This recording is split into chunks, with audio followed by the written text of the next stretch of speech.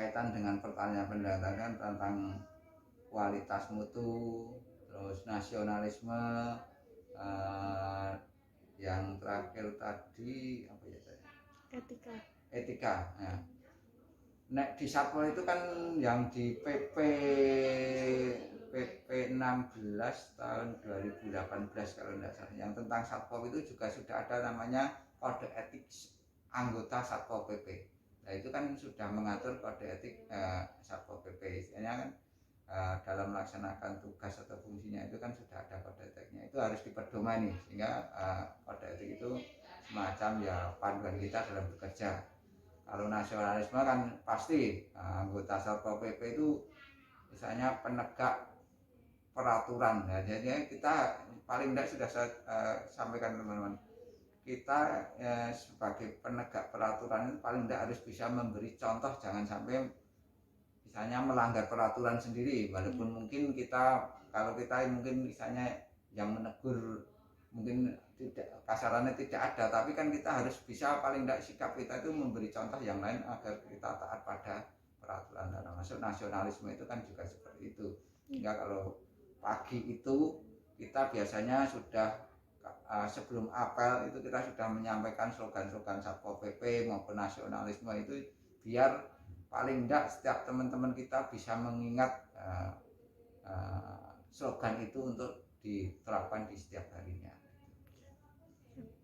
Terima kasih Bapak.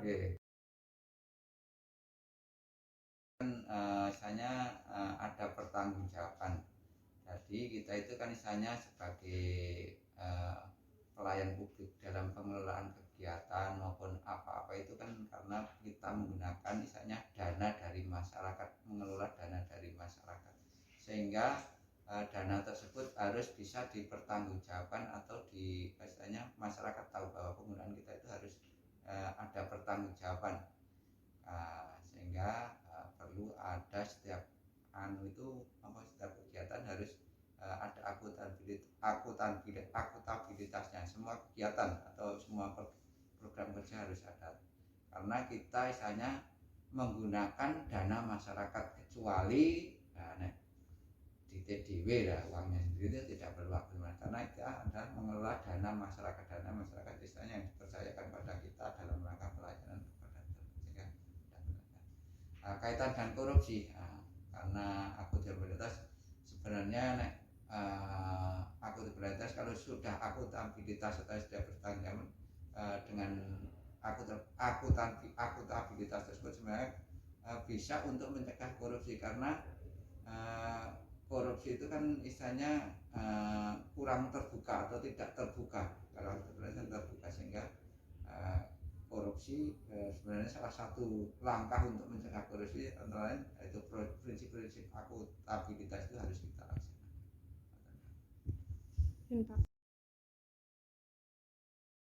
Pelaksanaan tugas itu kan ada SOP-nya. Memang Satpol itu juga punya SOP, sehingga kita dalam melaksanakan ada SOP. Karena kalau tidak ada SOP berarti kerja kita itu kan tidak pakai standar atau tidak pakai aturan, sehingga dengan SOP itu kan nanti akan bisa diminimalisir kesalahan atau kekurangan yang terjadi. Karena dengan SOP kan langkah apa yang harus dilakukan dari setiap kegiatan atau permasalahan itu ada panduannya. SOP itu semacam panduan apa yang harus kita lakukan, termasuk waktunya berapa, itu kan harus kita menggunakan SOP.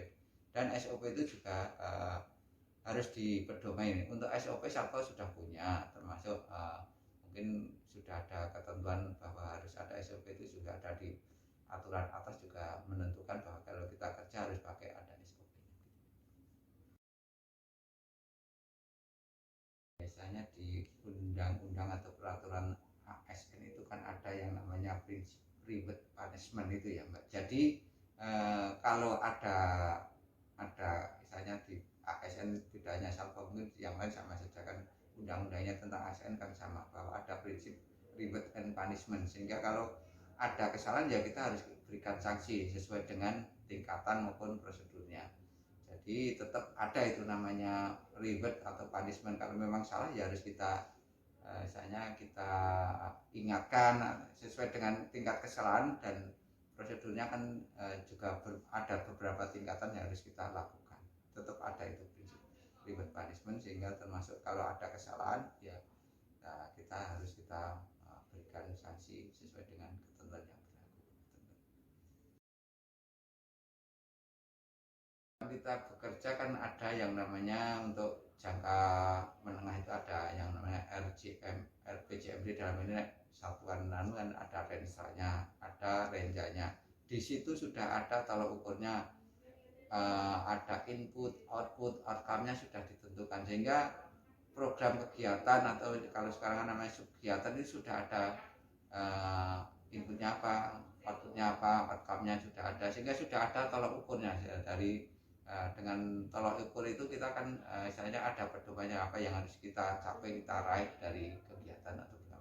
Sudah ada semua program kegiatan, ada input outputnya maupun outcome-nya ya. Yang pertama kita sosialisasikan kepada semua anggota Satpol PP bahwa program kegiatan apa yang harus kita lakukan, dan tadi yang kedua dalam melaksanakan tugas itu kan ada prinsip-prinsipnya, akuntabilitas, terus keterbukaan dan lain sebagainya. Itu salah satu misalnya dalam rangka mencegah korupsi, termasuk juga kita juga untuk mencegah korupsi kita berikan contoh-contoh, mungkin kita bisa melihat bagaimana kalau melaksanakan atau melakukan korupsi akibatnya seperti apa, kegiatannya seperti apa, sehingga masyarakat dalamnya anggota Satpol PP tahu juga. Termasuk salah satunya mungkin dari tingkat kabupaten, seperti besok itu kan juga ada sosialisasi pencegahan korupsi yang langsung dari KPK, sehingga kita bisa mencegah itu. Termasuk di Satpol PP ini mungkin juga di SKP lingkup pemerintah Sukoharjo, semua pejabat itu harus membuat LHKPN, padahal kan sebenarnya LHKPN ini kan cuma tingkat sampai eselon berapa, tapi ke sini untuk eselon 4 pun juga harus membuat LHKPN, sehingga langkah-langkah antisipasi seperti itu dalam rangka mencegah atau istilahnya meminimalisir atau mengurangi atau istilahnya mencegah agar tidak ada korupsinya. Kita bekerja itu kan ada aturannya Mbak, ada undang-undang ASN, itu kan juga sudah mengatur namanya hak dan kewajiban. Nah itu kita termasuk ada larangan atau sanksinya. Nah itu sebenarnya kalau kita sudah bisa mengimplementasikan itu, nah itu kita sebenarnya sudah ya paling tidak sudah tidak akan ada korupsi. Termasuk juga misalnya memahami kita itu sebagai apa, misalnya memahami diri kita sendiri, sehingga jangan sampai mungkin istilahnya ikut-ikutan yang lain seperti itu. Nah, itu jangan sampai Anda. Kita juga langkah-langkah itu yang harus kita lakukan, termasuk ya paling tidak kita selalu mendekatkan pada yang kuasa. Itu kan salah satu langkah untuk kita tidak korupsi. Jadi yang pertama yaitu tadi sampaikan, dalam bekerja itu kan sudah ada aturannya, hak, kewajiban, larangan maupun sanksi itu harus kita pahami, kita laksanakan. Termasuk juga harus selalu kita itu melihat ketentuan atau peraturan yang misalnya yang harus kita jalankan.